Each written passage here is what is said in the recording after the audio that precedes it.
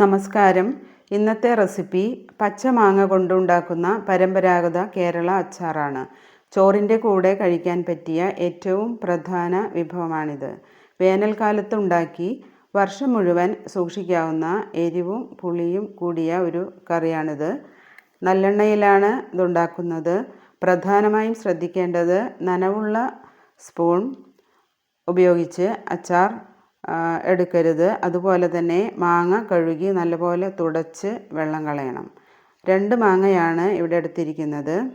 ഇതിൻ്റെ ഞെട്ടുഭാഗവും അതിനോട് ചേർന്ന തൊലിയും ചെത്തിക്കളയാം. ഇനി ചെറിയ കഷ്ണങ്ങളാക്കി മുറിച്ചെടുക്കണം. ഈ മാങ്ങ രണ്ടും കൂടി 3/4 കിലോ ഉണ്ട്. തൊലിയോട് കൂടിയാണ് ചെറിയ കഷ്ണങ്ങളാക്കുന്നത്. 1/2 ഇഞ്ച് നീളത്തിലുള്ള കഷ്ണങ്ങളാക്കി മുറിച്ചെടുക്കാം. ഇഷ്ടാനുസരണം തീരെ ചെറുതോ വലിയ കഷ്ണങ്ങളോ ആക്കാം. പുളിയുള്ള മാങ്ങയാണ് അച്ചാറിടുന്നതിന് നല്ലതായിരിക്കുക. അതുപോലെ നല്ല മൂപ്പുള്ള മാങ്ങയായിരിക്കണം. പഴുത്തു തുടങ്ങാൻ പാടില്ല. നല്ലെണ്ണ മുകളിൽ വരുന്ന രീതിയിൽ ബോട്ടിലിൽ നിറച്ച് അച്ചാർ സൂക്ഷിക്കാം. ഗ്ലാസ് ബോട്ടിലാണ് നല്ലത്. എല്ലാം കഷ്ണങ്ങളാക്കി എടുത്തിട്ടുണ്ട്. ഇനി ഇതിലേക്ക് ആവശ്യമായ ഉപ്പ് ചേർക്കണം. ഇതിനായി 3 ടേബിൾ സ്പൂൺ ഉപ്പാണ് ഇടുന്നത്. ഈ അളവ് ഉപ്പ് 3/4 കിലോ മാങ്ങ കഷ്ണത്തിലേക്ക് മതിയാകും. പൊടിയുപ്പോ കല്ലുപ്പോ ഉപയോഗിക്കാം. ഇവിടെ പൊടിയുപ്പാണ് ചേർക്കുന്നത്. ഇനി നന്നായി ഇളക്കി യോജിപ്പിക്കണം. എല്ലായിടത്തും ഉപ്പ് എത്തണം. അതുകൊണ്ട് നന്നായി ഇളക്കി യോജിപ്പിക്കാം. പിന്നീട് 8 മണിക്കൂർ മൂടി വെച്ച് മാറ്റി വയ്ക്കാം. ഇപ്പോൾ 8 മണിക്കൂർ കഴിഞ്ഞിട്ടുണ്ട്. മൂടി തുറന്നു നോക്കാം. ഇതിന് താഴെയായി മാങ്ങയിലുള്ള വെള്ളം ഊറി വന്നിട്ടുണ്ട്. ഈ വെള്ളം കളയരുത്. അച്ചാറിന് കൂടുതൽ ടേസ്റ്റ് കൊടുക്കുന്നത് ഈ വെള്ളമാണ്. ഇതിലേക്കാണ് പൊടികൾ ചേർത്ത് മിക്സ് ചെയ്ത് കൊടുക്കേണ്ടത്. അതിനായി മാങ്ങ കഷ്ണങ്ങൾ കോരി മാറ്റി നനവില്ലാത്ത ഒരു പാത്രത്തിലേക്ക് ഇട്ട് കൊടുക്കാം. എല്ലാ കഷ്ണങ്ങളും മാറ്റി വയ്ക്കണം. ഇനി ഇതിലേക്ക് ഊറി വന്നിട്ടുള്ള വെള്ളം കിട്ടിയിട്ടുണ്ട്. അതിലേക്ക് പൊടികൾ ചേർത്ത് കൊടുക്കണം. ആദ്യം കാശ്മീരി മുളക് പൊടി 3 ടേബിൾ സ്പൂൺ ഇട്ട് കൊടുക്കാം. പിന്നെ എരിവുള്ള സാധാരണ മുളക് പൊടി 1 ടേബിൾ സ്പൂൺ ചേർക്കാം. അടുത്തതായി 1/2 ടീസ്പൂൺ ഉലുവയും 1/2 ഇഞ്ച് നീളത്തിൽ കായവും കൂടി 1 ടേബിൾ സ്പൂൺ നല്ലെണ്ണയിൽ വറുത്ത് തണുത്തതിന് ശേഷം പൊടിച്ചെടുത്തതാണ്. അത് 1 ടീസ്പൂൺ ചേർത്തു.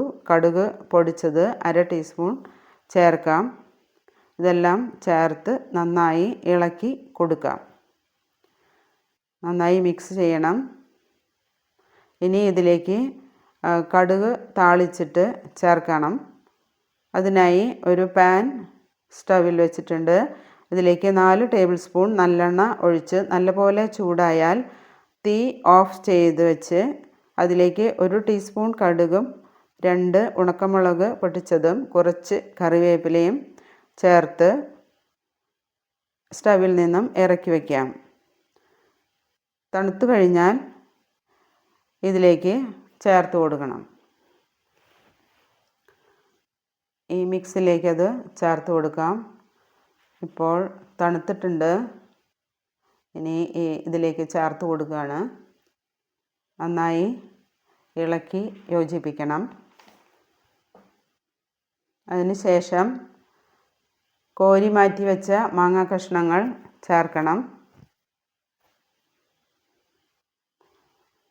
നല്ലപോലെ ഇളക്കിയതിന് ശേഷം മാത്രം മാങ്ങ കഷ്ണങ്ങൾ ചേർത്ത് കൊടുക്കാം.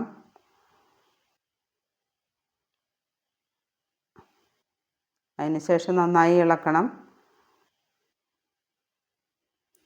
വിനാഗിരി അവസാനമാണ് ചേർക്കേണ്ടത്. ഇത് ഓപ്ഷണലാണ്. ഇവിടെ 2 ടേബിൾ സ്പൂൺ ചേർക്കുന്നുണ്ട്. ഇത് ചേർത്തിട്ടില്ലെങ്കിലും അച്ചാർ കുറേ നാൾ കേടുകൂടാതിരിക്കും. പാകത്തിന് ഉപ്പുണ്ടായിരുന്നാൽ മതി. അതുപോലെ അച്ചാറിന് മുകളിൽ നല്ലെണ്ണ ചൂടാക്കി ആറിയതിന് ശേഷം ഒഴിച്ചു കൊടുക്കുകയും ചെയ്യണം. കായം നേരത്തെ കഷ്ണമാണ് ഉപയോഗിച്ചത്, അതില്ലെങ്കിൽ പൊടി ഉപയോഗിച്ചാലും മതി. അതുപോലെ കടുക് പൊടിച്ചെടുക്കാൻ മിക്സിയിൽ ഒരു പൾസ് അടിച്ചു കഴിഞ്ഞാൽ പാകത്തിന് പൊടിയായി കിട്ടും. ഇങ്ങനെ അച്ചാർ ഉണ്ടാക്കിയാൽ വളരെ ടേസ്റ്റാണ്.